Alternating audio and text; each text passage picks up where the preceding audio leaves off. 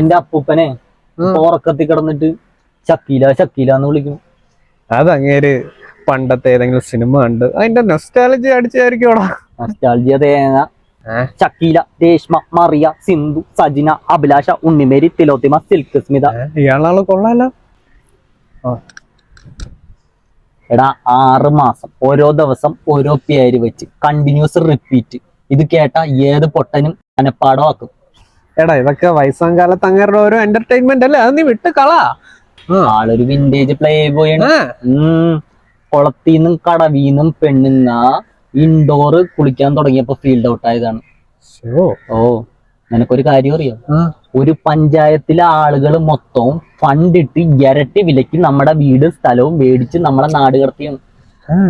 ഇവിടെ വന്നിട്ട് 5-6 കൊല്ലം അങ്ങേര് മാന്യനായിട്ട് നിന്ന്. ഇപ്പൊ അങ്ങേർക്ക് ഈ ഇളക്കം കൂടിയിട്ടുണ്ട്. ഇങ്ങനെ പോയാ എന്റെ കല്യാണം ഉദാഹവായാണ്. അതൊക്കെ പോട്ടെ, നിന്റെ അപ്പൂപ്പനെ എങ്ങനെ പൊക്കിയത് കൂസിന്റെ ഇടയിൽ? എന്റെ പൊന്നു മോനെ, അങ്ങേര് പണ്ടേ ഒരു പുരോഗമനമാണ്. കൺസെന്റ് ഇല്ലാതെ അങ്ങേര് സീൻ പിടിക്കൂല. വന്ന് അങ്ങേരുടെ മുഖം കാണാതെ കുളിക്കാൻ അവിടുത്തെ പെണ്ണുങ്ങൾക്ക് ത്രില്ല് പോരാന്ന്. തേങ്ങ. എടാ ഈ പെണ്ണുങ്ങളുടെ ത്രില്ല് കൂടി കൂടി ഒരു പഞ്ചായത്ത് മുഴുവൻ എന്റെയും എന്റെ തന്തയുടെയും മുഖമുള്ള പിള്ളേരായി. ഇത്തിരി ഡാർക്ക് ആണല്ലോടാ. ഇപ്പൊ അതല്ല പ്രശ്നം, മെയിൻ പ്രശ്നം വേറെയാണ്. അങ്ങേര് പെൻഷൻ കാശ് എന്റെ കയ്യിൽ തന്നിട്ട് പറയണ് പോയൊരു സ്മാർട്ട് ഫോൺ മേടിച്ചു കൊടുക്കാൻ. എന്തിന്?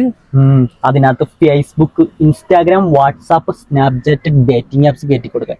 ഇങ്ങനെ പോയാലേ ഏതേലും ജെൻസി കിട്ടുന്ന ഞാൻ അമ്മുമ്മാന്ന് വിളിക്കേണ്ടി വരും. സോഷ്യൽ മീഡിയ ഇല്ലാത്ത യുഗം, സംസാരിക്കാൻ അവിടുന്നും ഇവിടുന്നും കിട്ടുന്ന ചെറിയ സമയം മാത്രം. ഇതിൽ കൺസെന്റോടെ പെണ്ണുങ്ങളെ ട്യൂൺ ചെയ്ത് ഒരു പഞ്ചായത്ത് തന്നെ അയാൾ ഉണ്ടാക്കിയെങ്കിൽ അയാൾ സാധാരണക്കാരനായിരിക്കില്ലല്ലോ. നമ്മൾ അയാൾക്ക് ശിക്ഷപ്പെടാൻ പോകുന്നു. അയാളുടെ കീഴിൽ ഒരു സാമ്രാജ്യം പടുത്തുയർത്തുന്നു.